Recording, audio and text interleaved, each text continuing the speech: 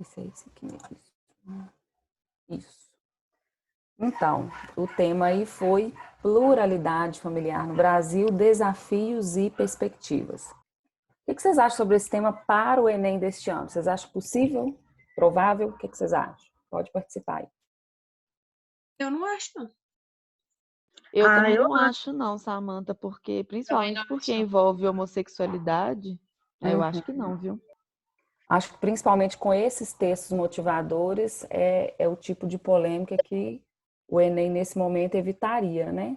E eu também não entendi muito bem os textos motivadores, porque falou mais de homossexualidade. E o Sim. tema não é só sobre isso. Aí eu meio que fiquei perdida tentando não empreender só a homossexualidade por causa disso, entendeu? Isso. Eu até coloquei aqui os textos motivadores, nós vamos ver por aqui, ó. Deixa eu colocar isso aqui. Isso. Pelo Eu consegui seguinte. achar uma proposta de versão boa.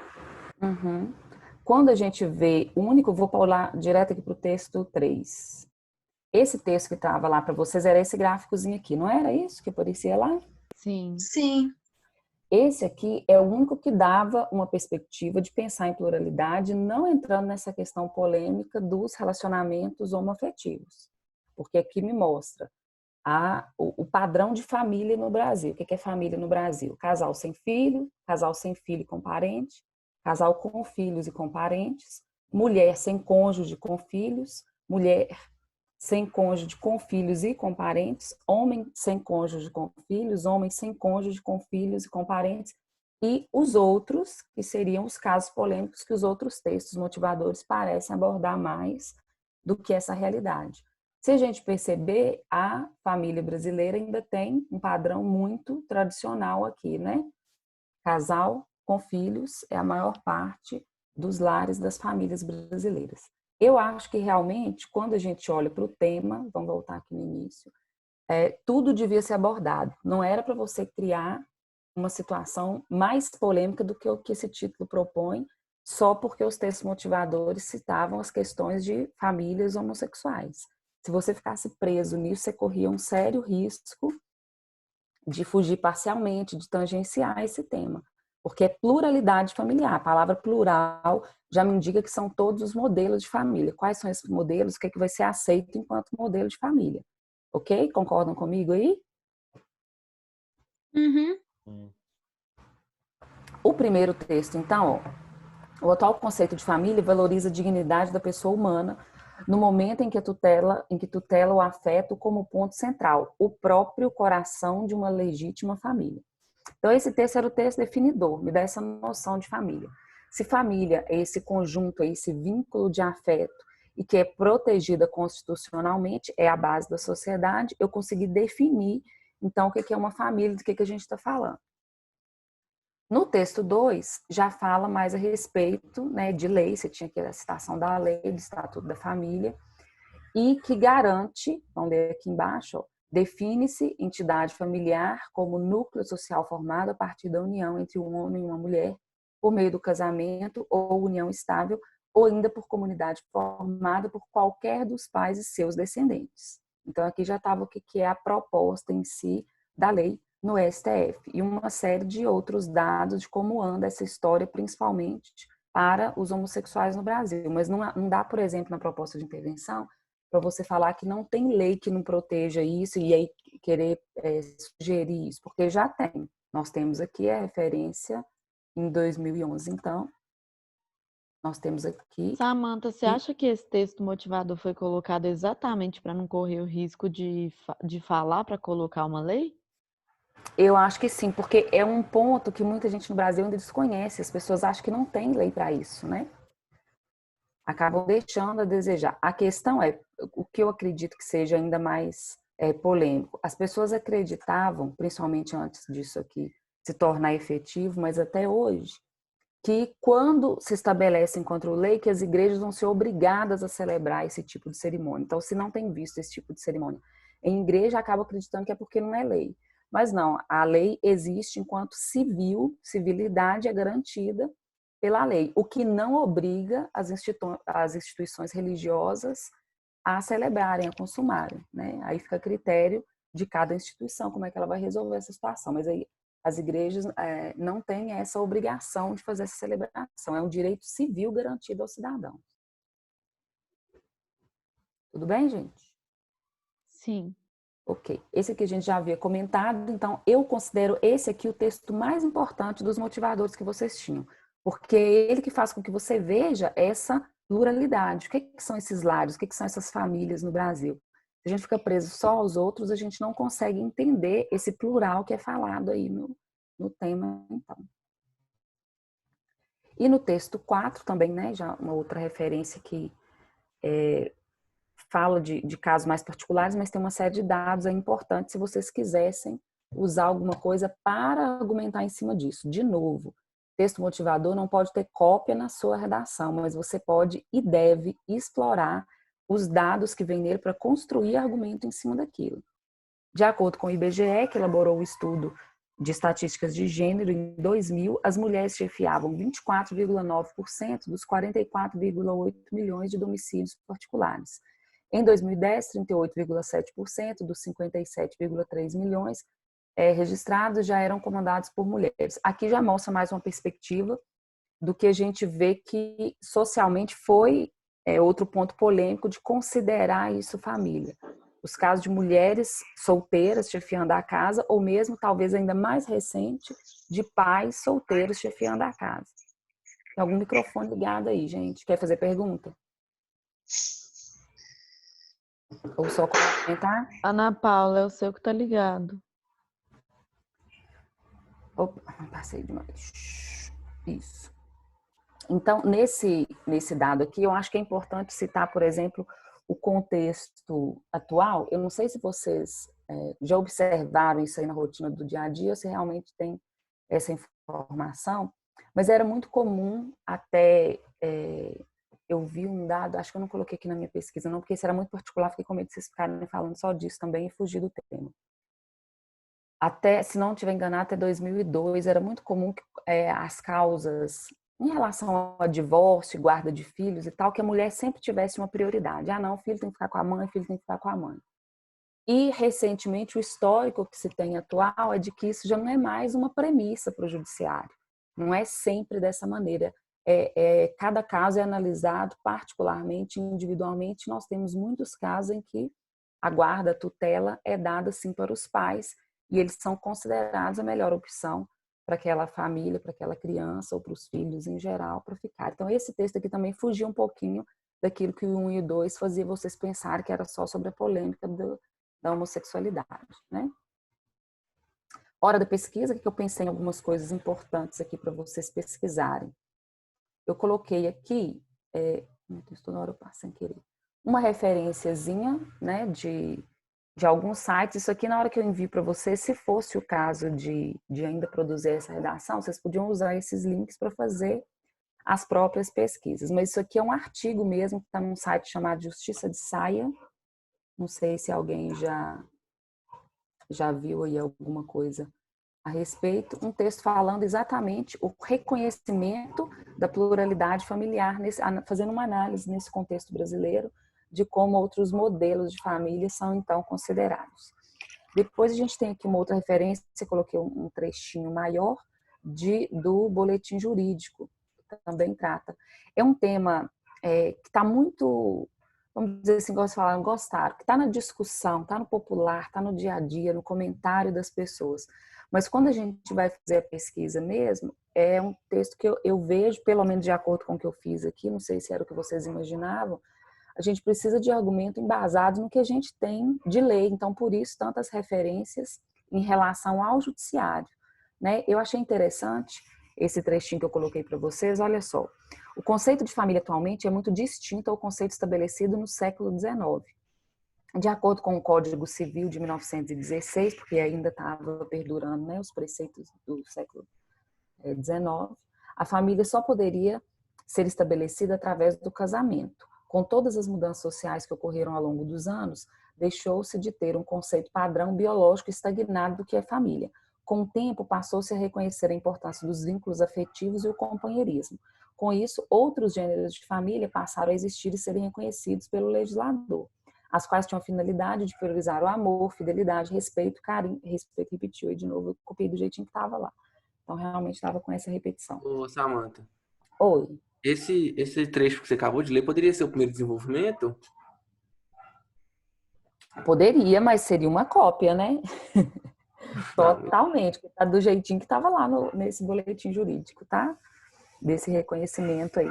Mas eu acho interessante você usar isso aqui como informação e parafrasear, montar um desenvolvimento embasado nisso.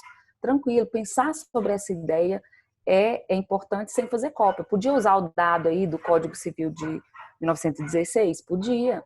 Tem uma série de coisas, mas eu acho que essa ideia aqui dessa pluralidade é muito visível, porque nós estamos falando de famílias que às vezes são constituídas com avós, com Samantha, tios. Oi. na minha introdução, eu comecei usando o Código Civil de 1916 e aí eu fui e coloquei o de 1988, que já mudava a concepção um do outro. Uhum, que é o que estava aqui em cima, tá vendo que eu tinha colocado?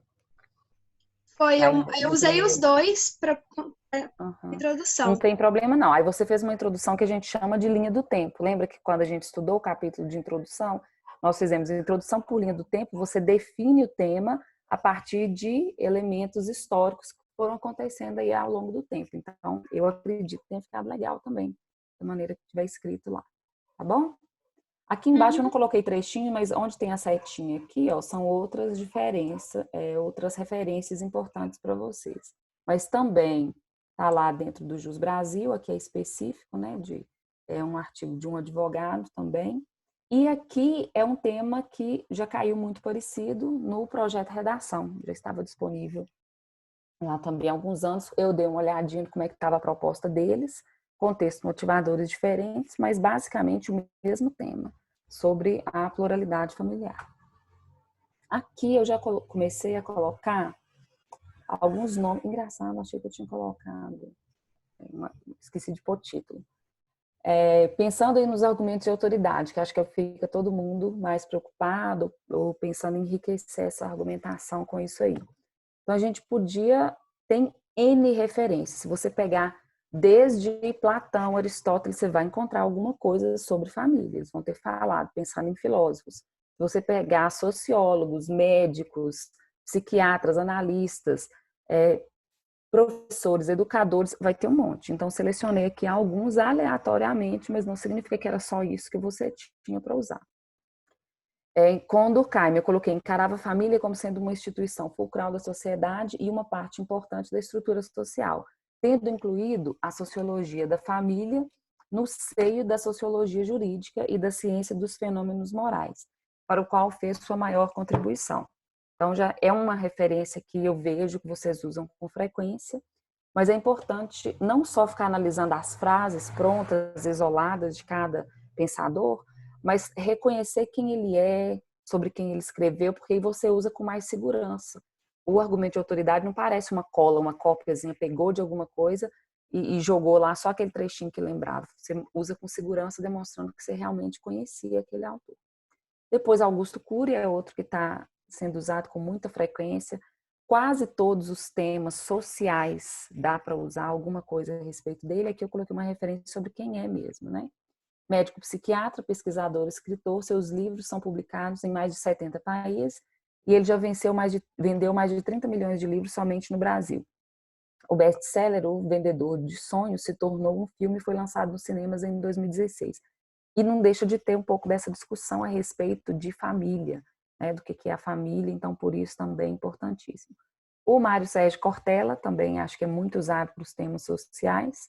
E aí eu coloquei uma referência de uma das obras dele, em Família, Urgências e Turbulências, que é um livro, né, específico sobre o tema. Se vê agora desafiado por perguntas que têm provocado preocupação em diversos segmentos da sociedade, especialmente entre os pais que percebem uma irrefreável erosão das relações familiares. Então, uma outra referência. E para a gente fechar essa discussão aqui eu já coloquei algumas frases mesmo, mas eu gostaria que para toda vez que você for usar uma frase, achei uma frase legal de um autor, dá uma olhadinha, nem que seja na biografia dele rapidinho, para você saber quem é, a respeito de quem, em que época que ele falou aquilo e conseguir encaixar o seu argumento de autoridade da maneira mais perfeita possível. Então, a gente tem aí Tolstói falando: a verdadeira felicidade está na própria casa, entre as alegrias da família. Então, uma frase chave para qualquer tema ligado à família, dava para usar. A gente tem Benjamin Franklin com paz e harmonia, eis a verdadeira riqueza de uma família. E o Boccaccio, as ligações de amizade são mais fortes que as do sangue da família. Então, dava para usar isso aqui para esse conceito plural de família. Se eu tenho os chamados laços de amizade ou essas ligações de amizade, aqui é a respeito de amizade no sentido de afeto. Então, com que grupo de convivência íntima eu criei esses laços? Essa é a minha família. Não é só para o conceito de amigo aqui, não.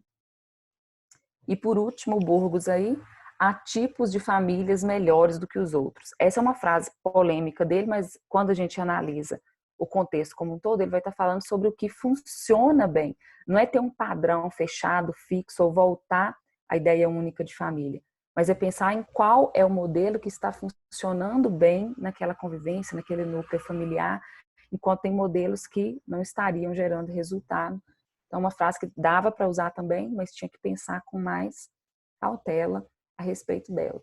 E é só, queria que vocês se divertissem escrevendo. Mas esse tema eu acredito que todo mundo já escreveu, né? Era só para ter certeza. Quem ficou mais... Oi, pode falar, Guilherme. Manda um slide no grupo depois. Vou mandar, sim. Esses eu sempre vou mandar para vocês, tá? Dentro do possível aqui, toda vez que eu for colocar um tema, porque não tem aquela discussão em sala presencial, no nosso boca a boca ali, que dá para discutir na hora, né? Ver quais são os questionamentos que surgem. Aí eu vou mandando essa interaçãozinha para vocês, para ir pensando aí. Acho que agora nós vamos ter tema só na sexta-feira, né? Foi o combinado? Que eu vou abrir para vocês, né? Oi. Eu estava querendo fazer uma pergunta em questão do negócio que eles... Porque eles já corrigiram a minha redação. E eles colocaram assim que faltou eu colocar na minha introdução o que eu abordei nos meus desenvolvimentos. Os argumentos que eu usei no meu desenvolvimento. Que eu usei colonização e tal. Aí eu fiquei sem entender, porque não é todo corretor que cobra. Aí é obrigatório falar sobre o que eu vou falar nos próximos... O que é considerado obrigatório no projeto de texto para se fazer a redação é a chamada, na introdução, teoricamente, pela cartilha do Enem, pelo padrão de correção que a gente utiliza, é obrigatório você antecipar 2 argumentos. Você dá uma ideia. Só que essa antecipação é muito sutil. Ali naquela frase, um pouquinho antes da tese, né, uma ou 2 frases no meio ali da sua introdução, ela tem que me dar uma ideia, é uma antecipação de qual linha você vai seguir, o que você vai argumentar. Aí depois você me chama à tarde no O meu aconteceu a mesma coisa. Que aí eu vejo se realmente vocês não anteciparam argumentos. Na hora que eu estiver atendendo na parte da tarde, pode me chamar. Gente, inclusive, se eu estiver devendo resposta para alguém, vai que eu te mandei uma mensagem assim que possível eu te retorno. Me lembra, tá? Porque é tanto retorno que eu fiquei de dar, que alguns realmente eu já respondi e outros eu não sei mais. Tem tanta conversa ali no meu privado, me perdoem se eu não tiver te respondido ainda, e me chama de novo. Fala, Samanta, você tá me devendo uma resposta a respeito disso aqui. Tal, pode chamar de novo, tá? Porque às vezes não dá na hora, e aí são tantas mensagens que vai descendo ali e eu esqueço mesmo. Pode falar. E outra coisa, Samanta.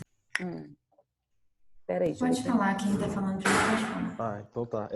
Tipo assim, eu posso ser direto em relação ao que eu vou falar no texto?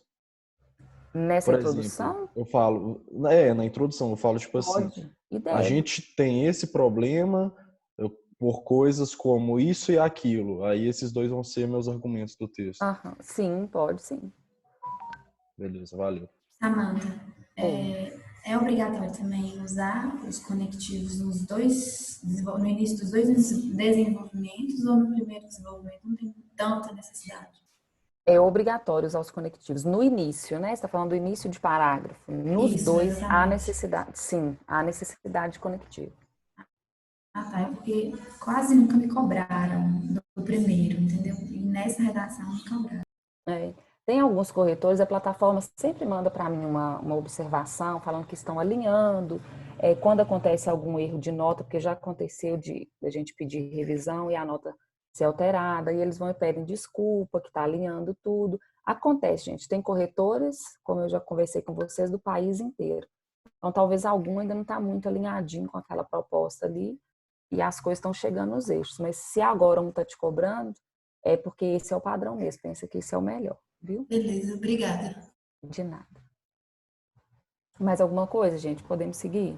Eu tenho uma... tipo assim, eu vi que todos os caras que corrigiram, todas as pessoas que corrigiram minha redação, eles colocavam um negocinho azul no começo dela falando de título. Aí, o que você acha disso? Não, aí é a loucura do corretor. As propostas que nós usamos até hoje são todas propostas Enem. O Enem não exige o título, o que não significa que você não possa colocar. Você pode colocar. Tem nota 1000 com título? Tem. Tem nota 1000 sem título? Tem também. Então, para o Enem não é obrigatório. Se fosse uma proposta específica, se eu tivesse escolhido uma proposta de artigo de opinião ou de algum vestibular que exige título, aí sim, você podia inclusive perder ponto. Mas o que ele está fazendo é um comentário em azul. Se é um comentário em azul, é um comentário neutro. Ele está desejando que você coloque um título, mas não está tirando ponto por isso.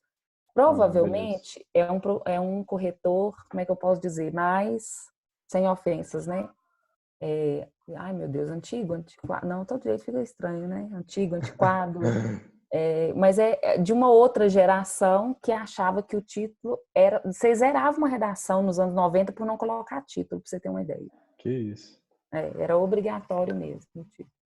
Ah, não, beleza. Valeu. Samanta, uma dúvida. A competência 3, ela avalia o que mesmo na redação? Competência 3 é a seleção, principalmente, né? A maneira que você seleciona e escolhe os seus argumentos. Eu não entendi, não, porque... Seleciona, relaciona e escolhe os argumentos. Você perdeu ponto nela? É porque, não, o cara, na real, ele zerou uma competência 3 minha, aí ele marcou de vermelho, aí depois estava escrito excelente seleção de argumentos. Eu fiquei tipo assim, ué. Vamos dar uma olhada para revisão também. Pode ser só errou a cor da caixinha na hora que foi pôr o comentário lá. Ou então é loucura mesmo. Vamos ter que analisar direitinho para ver o que aconteceu, viu? Beleza. Muito obrigado. Não. Mais alguém, gente? Podemos seguir aí? Como ainda temos... Deixa eu sair dessa projeção aqui, peraí. Deixar essa telinha aqui, que eu vou abrir com vocês agora. Lembra que na outra aula de redação a gente fez um radar de dificuldade sobre crase. Quem estudou aí já aquele slide de crase, tá tudo em dia com ele, ficou tranquilo para usar as crases agora. Alô? E o que é, Samanta? Lembra do slide de crase, que foi nosso último radar de dificuldades, certo? Sim. Estudaram crase depois daquele dia? Estudei. Alô? Não estudei, não. Ô, Samanta. Pois é, Samanta, sabe? Sei. Uma coisa, eu não sei, por exemplo, por exemplo, eu termino uma frase, coloco o ponto, e aí eu vou lá no outro. A exemplo, e aí eu começo. Aí no A não vai ter crase, né? Não, porque inclusive exemplo é palavra masculina. Ah, tá, entendi. Então nem no meio da frase vai ter não, né? Não, nesse caso aí nunca. Entendi. Eu coloquei aqui alguns exercícios sobre crase pra gente fechar esse assunto aí, ver como é que tava. Mas nós vamos desenvolver junto aqui mesmo, tá? E aí vocês vão me contando. Peraí que eu acho que eu fiz uma loucura, copiei uma página do tema aqui junto. Algumas questões, isso aqui é um exercício, por isso que está numa aula de redação, para vocês fixarem as regrinhas de crase que a gente viu na última aula.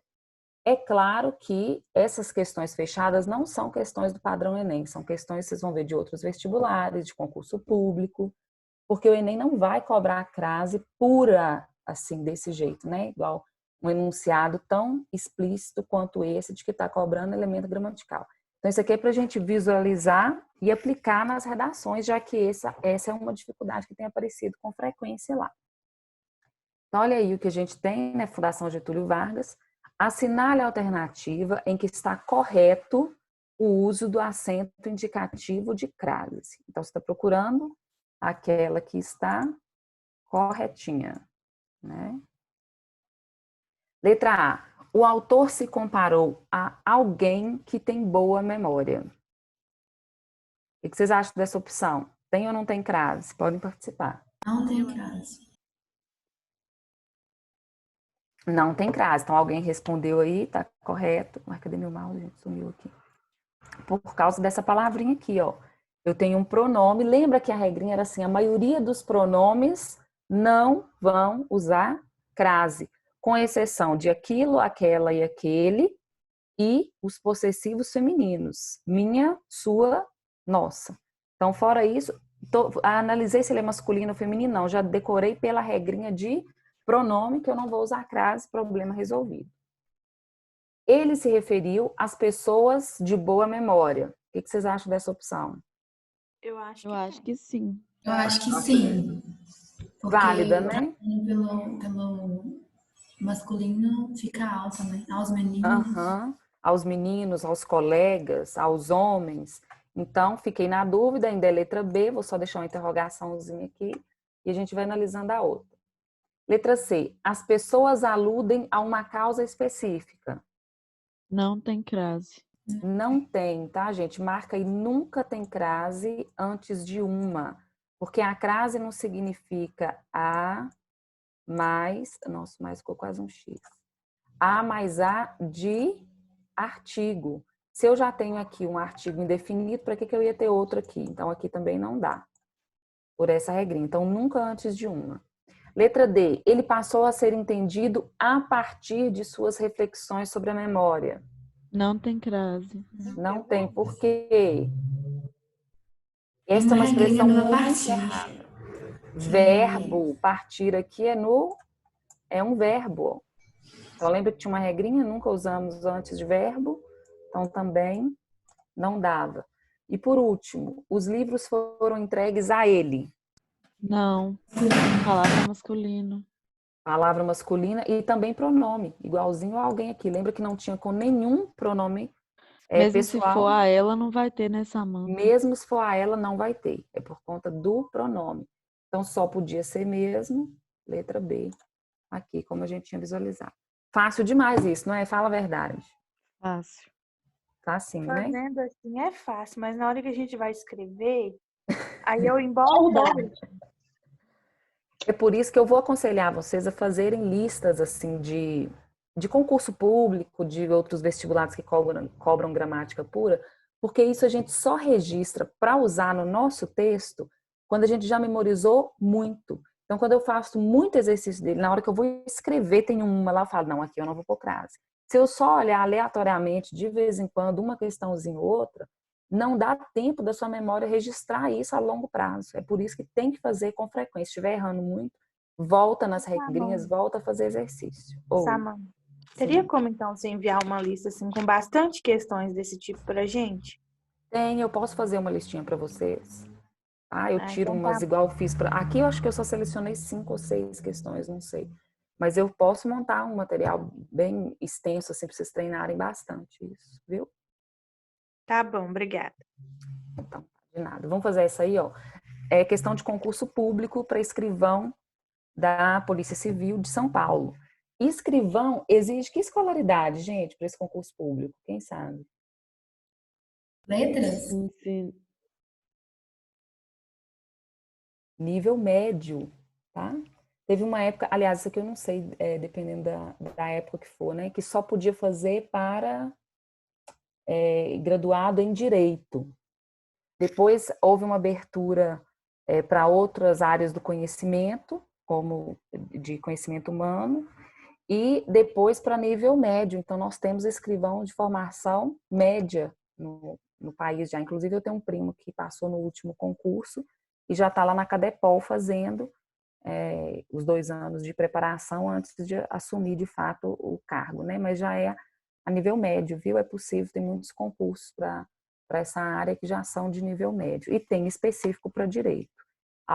Outro que também dá é investigador da Polícia Civil, que era inclusive um que eu passei, era nível médio também na época.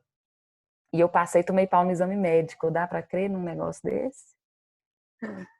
Então, é para nível médio. Então, tem nível médio, tem nível superior, e as questões são quase sempre no mesmo nível, as questões de gramática de português.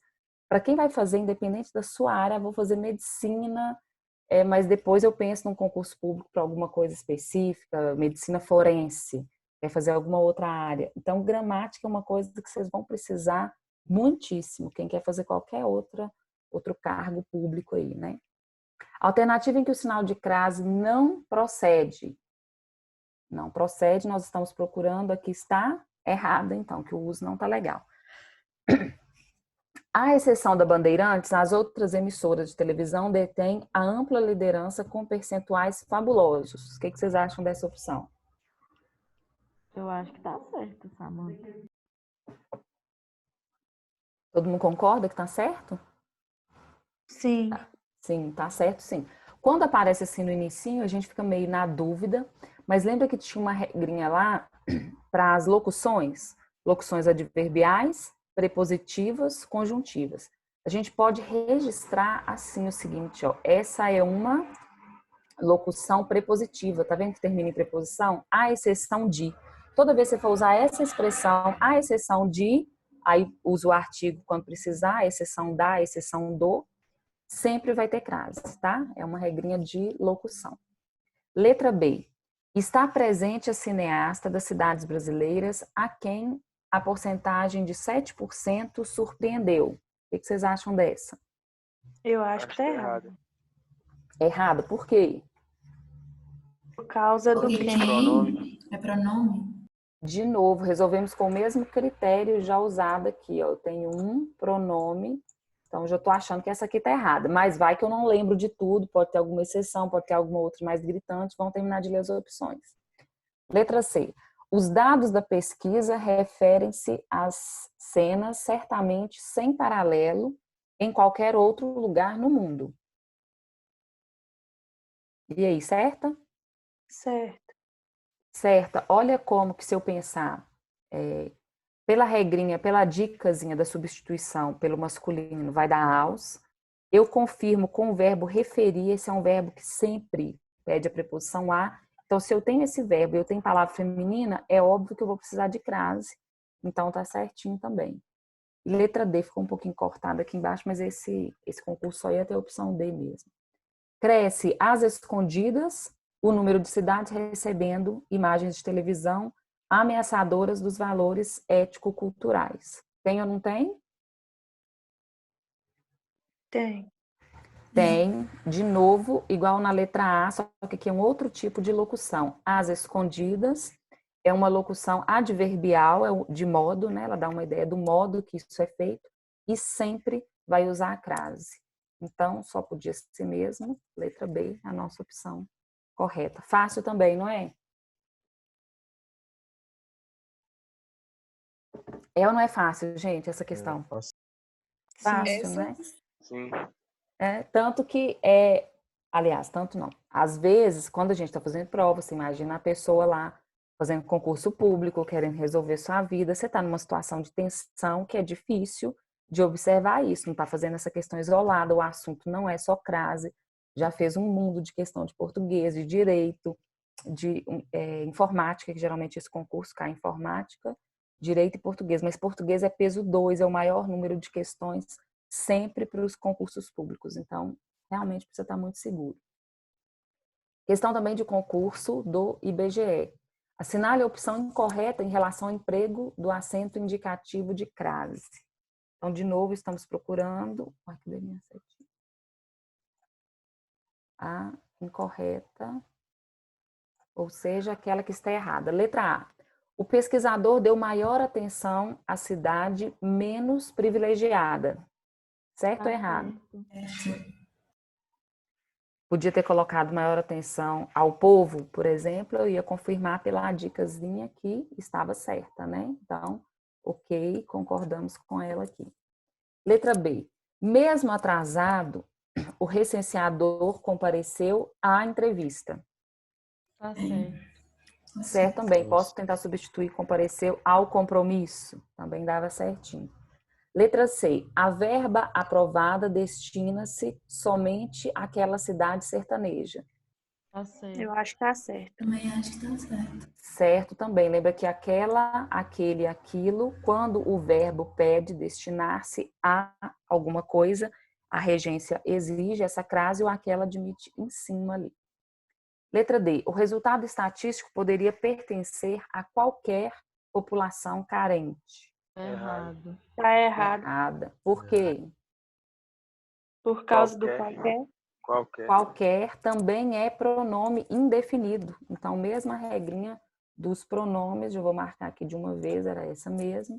E só confirmando, letra E, Veranópolis soube unir a atividade à prosperidade. Então, se eu tentar substituir aqui pelo masculino, eu também vou ver que cabe ao, tá tudo certinho. Mais fácil ainda. Tá vendo como que, o que as questões de concurso geralmente fazem? Elas não vão dar todas as opções e a regrinha de substituir por ao funciona. Você precisa lembrar da questão do pronome, mas nesse caso aqui, por exemplo, só com a substituição do ao, a gente resolvia porque você faria por eliminação. Então dá para resolver, né? Eu tô com dificuldade nessa regrinha do ao, porque, por exemplo, ali na cidade, você falou que se fosse ao povo, daria certo. Mas eu não ia pensar o povo relacionado com cidade. E também eu não ia ficar pensando no compromisso relacionado com entrevista. Mas é por isso. Pode, quem tá falando, pode falar. Pode colocar o município também, Jales. Eu ia dizer o seguinte, vocês ficam procurando sinônimo exato para se encaixar no sentido da frase. E não é isso, é só pensar no masculino de alguma coisa que seria possível falar. Entendeu? Porque às vezes você não vai conseguir um sinônimo no masculino para ficar igualzinho, igual ali ela pensou agora no município, né? Ok. Mas nem sempre você vai conseguir esse sinônimo perfeito no masculino. Então pensa em uma palavra que aquela construção seria possível no masculino, não precisa encaixar exatamente com o sentido da frase. Entendi, Samanta, obrigada. Obrigada também, Dani. De nada. Questão do ITA, que é tão temido, né? Tem gente que arranca o cabelo e fala assim, eu nem coloco referência mais na prova, porque senão eles falam assim, você só põe questão do ITA, ninguém faz, que é difícil demais, não sei o quê. E é mentira, a questão do ITA não tem só questão de nível difícil, não. Ele só cobra, por exemplo, essas questões assim com os 3 pontinhos, ele exige mais do que o conhecimento único ou de uma única regra, por eliminação. Às vezes cobra mais coisas, né? Em uma única questão dá para cobrar mais conhecimento. É um padrão que eles têm também, justamente para fazer uma prova um pouco mais curta. Então, cada questão tem mais de um descritor, que é o que é o objetivo, a habilidade que vai ser cobrada nela. Então, 3 frasezinhas lá nós vamos analisar. Olha, tudo correu às mil maravilhas, caminhamos rente à parede, ela jamais foi a festas. Verificamos que o uso do acento indicador da crase no A é obrigatório. Então, vamos analisar onde precisaria. Colocou as 3, tudo sem crase, para a gente pensar onde colocaria. Tudo correu às mil maravilhas, coloca ou não coloca crase? Eu acho que sim, Samanta. Sim, porque é uma locução também adverbial de modo. Então, coloco a crasezinha em cima dela, sim. Eu tô com esse problema, Samanta, que eu sei por quê. Eu sei se vai precisar ou não, mas eu não lembro a regra, não. Mas se você já sabe como usar e só não lembra o nome, o título, porquê da regra, para sua redação o problema está resolvido, porque você vai saber usar. Você só não vai dar conta de resolver outras questões de vestibular, entendeu? Mas se você sabe quando usa e quando não usa, você não vai ter problema para redigir, você vai ter problema só se for fazer questão mesmo. Entendi. Né? Caminhamos rente à parede. Alguém ia perguntar, pode falar. Por exemplo, na primeira ali é obrigatório, porque eu não ia pensar nessa frase ali, não. Nem é obrigatório. Locução adverbial? Locução adverbial de modo. Como que as coisas ocorreram? Péssimas ou as mil maravilhas? Entendi. Entendeu? Pensa, locução só tem essas 3 regrinhas, né? Locução adverbial, locução conjuntiva, locução prepositiva.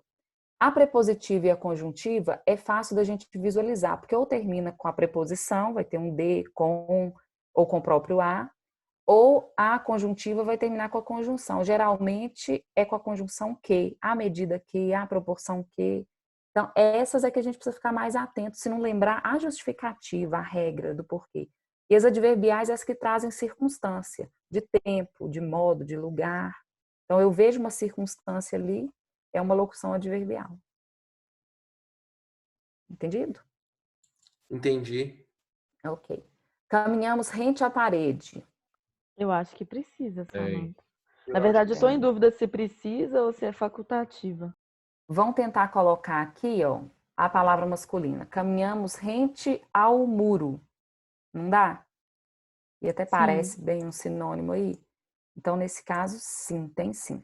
Lembra que para facultativa nós só temos duas regrinhas, com a palavra até e com aqueles possessivos pessoais, minha, sua e nossa, tá? Que são os casos de facultativa. Ele jamais foi a festas. Eu acho que não. Eu acho que não. Não, sabe por quê? Aqui é uma coisa que eu não falei naquele slide. Quando não acontece a concordância, sim, não pode acontecer crase. Ou a crase acontece com os dois no plural ou com os dois no singular. Eu tenho uma palavra feminina? Tenho. Se fosse ele jamais foi à festa, teria crase.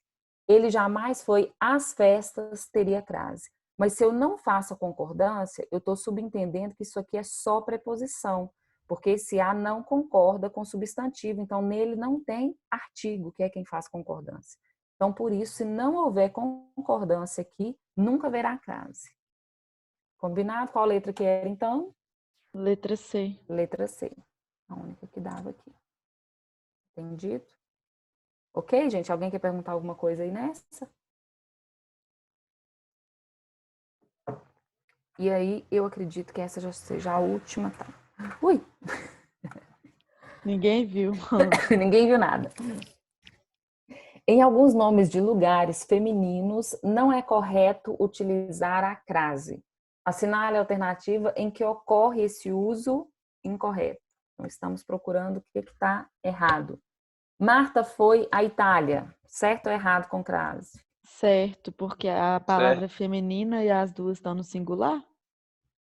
Sim, mas tinha uma diquinha fácil também quando mesmo que está no feminino e no singular, que a gente pode usar, que é fazer a volta.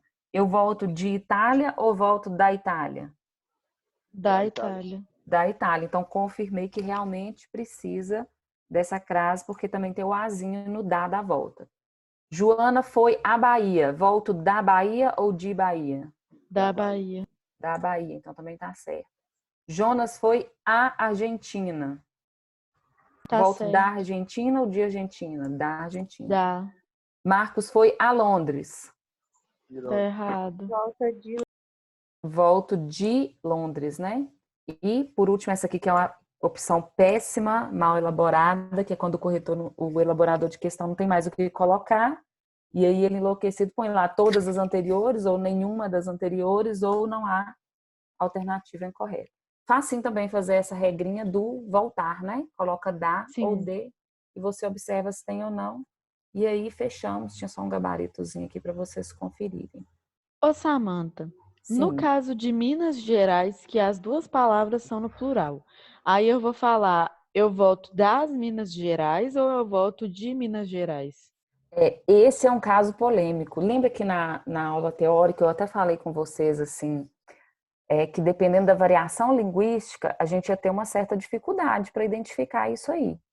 Então, acaba parecendo também uma crase facultativa. Se eu deixo isso claro no texto, que dá para subentender que eu falo das... Eu conheço gente, principalmente pessoal mais velho, que fala das Minas Gerais. Ou se eu pego um texto histórico mesmo, antigo, em relação à origem do nome de Minas e tal, vai aparecer lá das Minas Gerais. Então, se aparecer um uso com crase numa situação dessa, eu não posso dizer que está errado, porque era usado assim. Hoje, é mais comum a gente falar das Minas Gerais ou de Minas Gerais? De Minas Gerais. De Minas Gerais. Então, prioriza o uso sem crase. Entendi, Tá? Mas obrigada. pode aparecer, você pode ver sim com crase. Então, gente, a parte de redação eu fechei porque hoje não tem ainda novo tema para eu lançar e discutir com vocês. Por isso que seriam 2 horários, né? Porque a gente faria esse radar de dificuldades, essa parte mais teórica da redação, e no outro a gente discutiria tema novo. Como a gente... Samantha, o tema que vai sair na sexta-feira vai ficar aberto até que dia? Eu não tinha conversado com o Caleb ainda. Será que ele tá aí? Caleb? Mas eu acredito que se vai abrir sexta, deve ficar até terça. Entendi, é que eu fiquei tá. preocupada por causa do simulado que vai ter no sábado. Ou até mais, né? Porque tem um simulado de exatas ainda para vocês fazerem no sábado. Eu vou conversar com ele direitinho e aí na hora que eu abrir lá, eu mando a proposta e aviso vocês no grupo também. Beleza. Tá? Vamos aproveitar o nosso tempo aí, se alguém tiver mais dúvida, alguma coisa para resolver de redação, eu já deixei no ponto aqui o slide de português, porque tem muita coisa ainda para a gente dar sequência. Eu nem enviei ele para vocês porque a gente tinha chegado, acho que é aqui ainda, não lembro. Peraí, deixa eu conferir, senão eu olho na minha agenda para ver onde eu parei. Mas acho que foi aqui, sujeito e predicado. Eu ia começar a falar de sujeito e predicado, não foi isso? Quem lembra aí? Da aula de quinta. Ô, Samantha, depois você vai trazer aula sobre vírgula? Vou trazer também. Estou fazendo já um outro radar de dificuldade, porque eu fiz aquele primeiro sobre pontuação, mas aí tinha tudo, né? Ponto, 2 pontos, travessão, nananã. E eu vou fazer um só voltado para vírgula e vírgula no dissertativo argumentativo. Ah, tá. Obrigada. Tá? Vou fazer bem específico. Vou fazer bem específico para vocês. Estou montando ele ainda, porque eu estou tentando separar mesmo o que é aquelas vírgulas mais estilísticas, do que é que vocês são cobrados, igual essa vírgula depois do conectivo inicial de frase. No modelo que vocês usam mesmo. Estou até observando bem o que o povo tem errado e fazendo as anotações aqui para conseguir fazer bem fundamentado no que vocês vão precisar mesmo para a relação. Tá? Obrigada. De nada. Posso seguir aqui, gente? Esse horário meu vai até 10 e quanto? Vocês lembram aí? Esqueci. 10h40. 10h40. Isso. Aí eu posso fazer o seguinte, a gente adianta, se for seguir o nosso horário normal, eu adianto essa parte de português aqui hoje, e aí amanhã eu termino esse slide de vírgula, e aí a gente faz a aula de amanhã como se fosse de pontuação, se for ter esse horário amanhã, senão fica para o próximo da semana que vem mesmo. Vou confirmar aí direitinho como é que estão nossas aulas. Combinado? Sim. Combinado. Ô, Samantha, oi. Essa parte de gramática, se tiver como você ir mais devagar um pouquinho, que ela é difícil demais. Tá pesado? É difícil. Eu até li no livro já, mas não tem como entender, não. Não, e olha o monte de slides que tem aqui, deixa eu só contar para vocês. O meu pai, 31, né? Que o último é uma frasezinha. Um exemplo para nós? Tem exemplo, pode ficar tranquilo. Mas foi só naquele de verbo que não tinha, Guilherme. Foi o primeiro que você pediu, não foi? Tranquilo. Mas aqui tem sim, tá? Foi bem devagarzinho. Eu sei que é muita coisa. Esse capítulo C2 é uma análise sintática que no ensino fundamental, a primeira vez que ela é citada é no 7º ano. Isso a gente gasta em média 2 meses fazendo só análise de sujeito e predicado. Depois você retoma isso no 9º, também é um programa de 2 meses só analisando o sujeito e predicado. Depois a gente revê isso no 2º ano do ensino médio. Então, era para estar bem fixado aí na memória, por isso que é muito revisional e aí é rapidão. Mas a gente entende que vai ficando umas coisas aí, né? Umas lacunas no meio do caminho, e aí a gente precisa vencer essa barreira. Então vamos lá, sujeito e predicado. Olha uma frase, vai direto no exemplo aí, uma frase simples para a gente lembrar do que é essa noção de sujeito e de predicado. Deixa eu colocar em tela cheia, é mais fácil de riscar, não tem que ficar apagando. Aí. Olha o primeiro exemplo. A linda mulher chegou cedo. Tá acompanhando comigo aí a frasezinha, né? Aqui, ó. A linda mulher chegou cedo. Quando eu analiso isso aqui, eu vou primeiro fazer a primeira separação do que é sujeito e do que é predicado. Então, separei aqui. O sujeito é a linda mulher. Chegou cedo é o predicado da minha oração. Quando eu vejo a linda mulher, eu tenho que pensar no que é o núcleo desse sujeito. O núcleo, geralmente, é o substantivo. Por quê? Porque é o substantivo que é o ser, que é a essência desse sujeito. Tudo que eu tenho ali ao redor só caracteriza ou acrescenta alguma informação a esse núcleo, e aí é chamado de adjunta de nominal. Por exemplo, quando eu vejo em A Linda Mulher, o núcleo, então, é mulher. É ela que é o ser, o substantivo essencial. Linda é a respeito dela, é uma característica dela.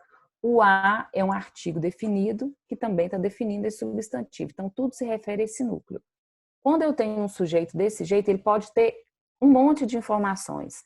Eu podia ter uma linda mulher de vestido vermelho e sapato dourado, uma linda mulher de cabelos longos, cacheados e olhos castanhos. Tudo que eu informasse ali a respeito continuaria sendo sobre a mulher. Então, continuaria sendo um sujeito simples com um único núcleo, que é o núcleo mulher.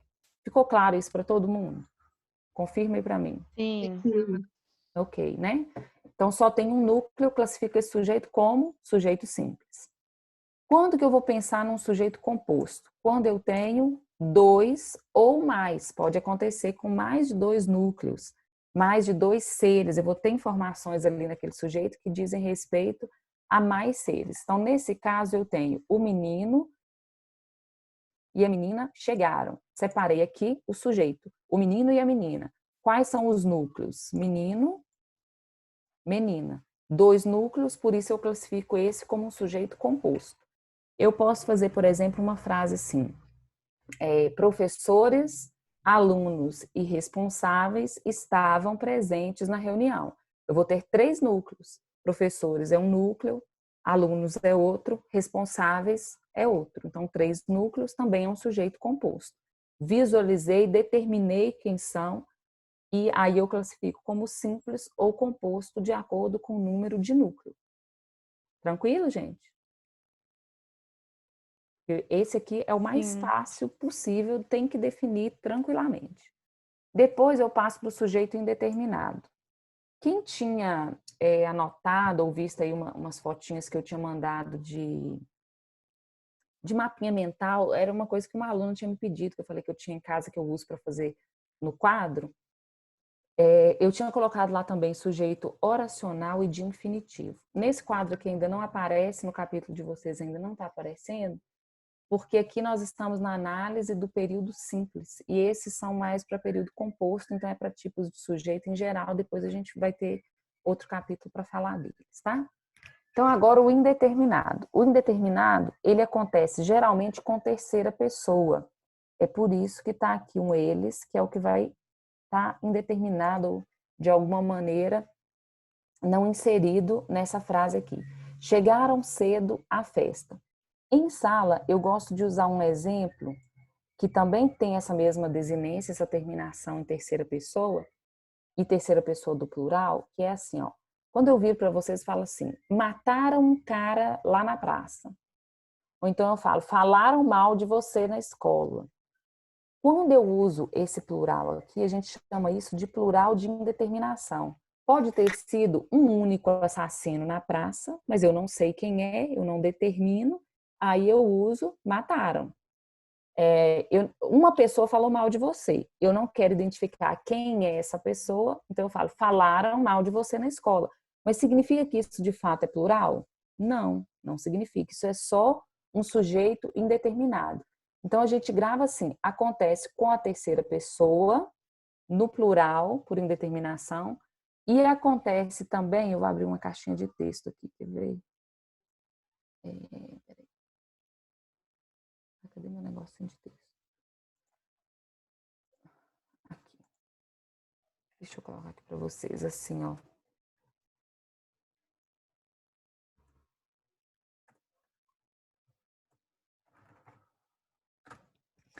E o outro formato que acontece é esse aqui. Vive-se bem nesta cidade.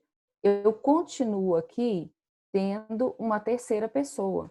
Só que agora eu tenho ela no singular e eu vou usar o chamado índice de indeterminação. Esse cizinho aqui é importante registrar, porque ele vai ter 2 nomes importantes para nós daqui para frente. Ou é índice de indeterminação, ou é partícula apassivadora, que são casos que ele gera um certo conflito aí. Mas nesse caso, eu consigo identificar quem é que vive bem nessa cidade. Estou falando da população, estou falando do povo, mas eu nem consigo pôr o ele aqui na frente. Ele vive-se bem nessa cidade? Nem faz sentido, porque o se já está determinado que é o ele incluso, escondido ali dentro desse pronome oblíquo. Então, acontece de duas maneiras o sujeito indeterminado. Terceira pessoa do plural, como essa frase aí, chegaram ou mataram, e acontece com o índice de indeterminação no singular, a partículazinha si. Ô, Samantha. Oi. Nesse caso aí, o si, índice de indeterminação do sujeito, acontece em verbo transitivo indireto? Acontece em verbo transitivo indireto e, aliás, verbo intransitivo, né, que aí a gente não analisa se ele é direto ou indireto, e transitivo indireto. Então, intransitivos e também no transitivo indireto. No caso, né? Aqui ele é intransitivo, porque viver tem sentido completo. Entendi. Quer ver? Deixa eu abrir uma outra caixinha aqui que você vai ver um outro caso que vai ser também índice de indeterminação. Quer ver? Até gera uma dúvida assim, ó, vou pôr os dois aqui, ó. Deixa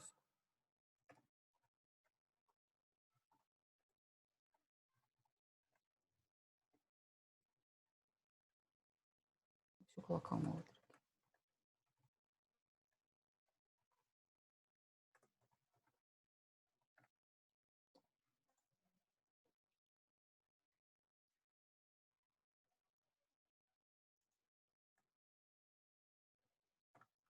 Coloquei só as iniciais, aí vocês vão me entender, ó. Quando eu tenho assim, precisa-se de operários, esse sizinho, vou pegar a canetinha de volta. Esse sizinho aqui, deixa eu apagar o ele, né, que tá bagunçado. Ai, apaguei foi o meu texto, por quê?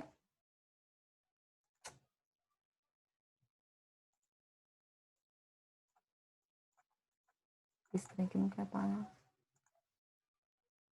Vou colocar mais embaixo aqui de novo.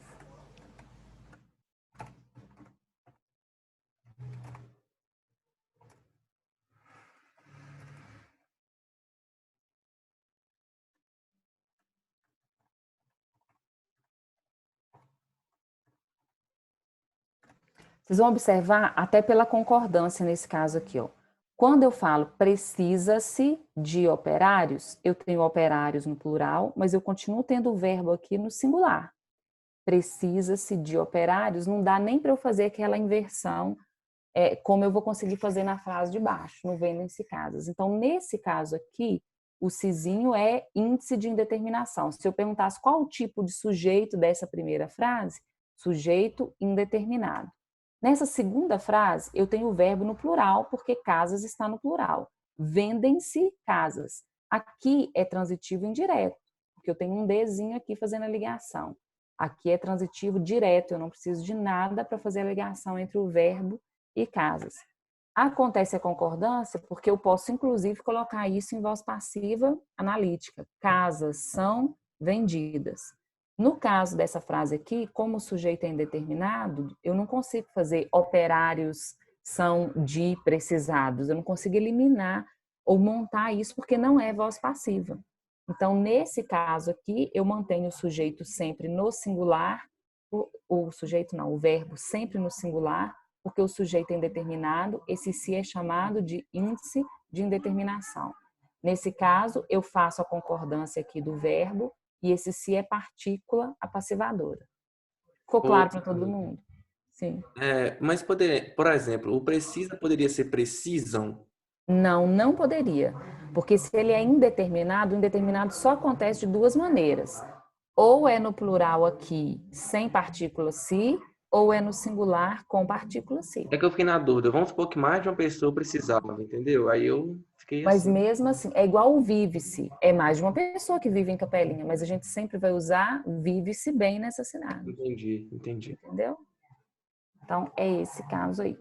Já aqui o sujeito oculto ou elíptico, eu vou colocar aqui também o outro nome que ele admite, que é... Samantha. Oi. Eu não estou conseguindo diferenciar o sujeito aí indeterminado e oculto nessas orações aí, porque... Nessas frases, né? Isso, porque chegaram cedo à festa. Eu sei que são eles, e o oculto também está dando os mesmos exemplos, só que em pessoas diferentes. Aham. Eu vou te explicar agora a partir da comparação com esse aqui, ó. Presta atenção no seguinte. Esses chegaram cedo à festa, se fosse para fazer uma daquelas questões, igual a gente estava fazendo de crase, isolada, você ia classificar isso como indeterminado, porque eu só tenho uma frase isolada, eu sei quem é que chegou. Tem como eu saber quem chegou? Se eu tenho essa frase Não isolada. seria eles, não? Não tem como você saber, tá? O eles, a terceira pessoa, isoladamente, sempre te dá indeterminação. Agora, se tiver contexto, aí acontece a chamada pegadinha. Se tiver contexto, eu coloquei lá assim, os alunos do terceiro ano, tal, aí construí um texto sobre os alunos do terceiro ano. E aí eu começo a segunda frase. Chegaram cedo à festa. Eu sei, por esse contexto, quem que é esse eles? Sim. Sim, os alunos do terceiro ano. Então, nesse caso, vai ser apenas sujeito oculto. É por isso que aqui tem um elezinho aí também, tá vendo? Que apareceu um ele aí, ó. Uhum. Quando eu analiso... Peraí que eu vou marcar ele com a canetinha também. Ô, Samantha, então se viesse um exemplo desse que está em oculto, mas não tivesse no contexto, seria indeterminado também? Seria... Agora, o eu e o nós, o tu e o vós também, nunca vão ser indeterminados. O conflito é só com a terceira pessoa, só com ele. Por quê? Entra numa dúvida existencial, né? Com eu e nós, eu tenho que saber quem sou eu. Então, já não tem mais a noção de indeterminação. E no caso do tu, como é primeira e segunda pessoa, é com quem eu estou falando direto. Então, pensa na lógica da construção. Se eu estou falando de mim ou de nós, que inclui eu mesma, eu tenho que saber quem são. Se eu estou falando na segunda pessoa, é porque eu estou falando com ela. Então, eu também tenho que saber quem é essa pessoa. Então, por isso que primeira e segunda pessoa só dá sujeito oculto. E a terceira pessoa é quem é determinado. E se eu conhecer o contexto, é que é oculto. Deu para entender? Entendi, obrigado, entendi. De nada. Todo mundo entendeu, gente? Qual que é o problema que a gente tem aí com a terceira pessoa? Isso, Amanda. Tranquilo, né? Então, essa aqui é que é o conflito, porque eu não sei exatamente quem é. Se é sobre mim, a não ser que você tenha algum problema, crise existencial, enlouquecido, mas você tem que saber quem é você e por isso, quando fala de nós, você está se incluindo e quando fala de tu e vós, você está falando com essas pessoas. É o discurso direto, então você tem que reconhecer quem são, por isso que não dá indeterminado. Então, é bom lembrar assim, vou ficar na dúvida só na terceira pessoa. Primeira e segunda é sempre oculto, elíptico ou desinencial, tá? Que é a nomenclatura atualmente mais trabalhada é desinencial. Então, nesses exemplos aí, chegamos cedo à festa ou cheguei cedo à festa, eu não tenho dúvida, sempre vai ser desinencial. O sujeito inexistente é quando acontece oração sem sujeito. É também uma coisa estranha na língua, porque a gente fica assim, principalmente em relação ao haver, que é um verbo muito conflituoso, né? Mas o bom é que só acontece nesses três casos que nós temos aí. Fenômeno da natureza, haver no sentido de existir, fazer e haver dando noção de tempo decorrido, porque o haver também pode aparecer aqui, ó, igualzinho ao fazer. Então, primeiro, choveu muito ontem. Esse, mesmo que aqui na frente aparecesse uma palavra no plural, por exemplo, choveram não, choveram vai ser só para sentido figurado. Choveu horas seguidas. Eu estou querendo dizer que choveu do mesmo jeito, no singular, durante muitas horas. Mesmo o restante da frase estando no plural, o que significa um sujeito inexistente? Esse verbo não vai fazer concordância com ninguém, porque quem manda na concordância é sujeito. Se o sujeito não existe,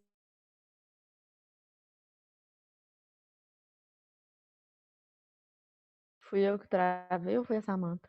Acho que foi a Samantha. Samantha. Samantha.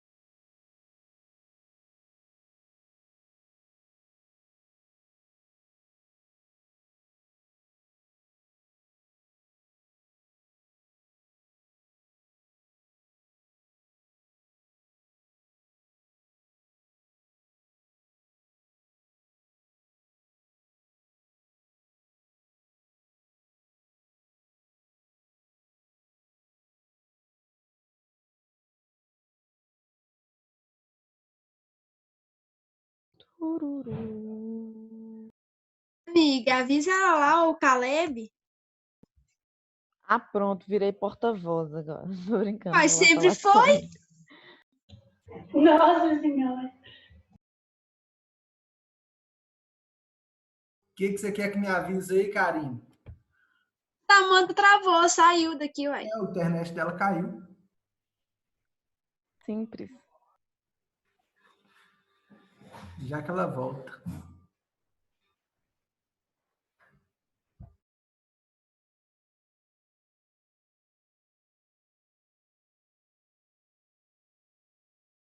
Ela tá mandando mensagem no grupo da sala.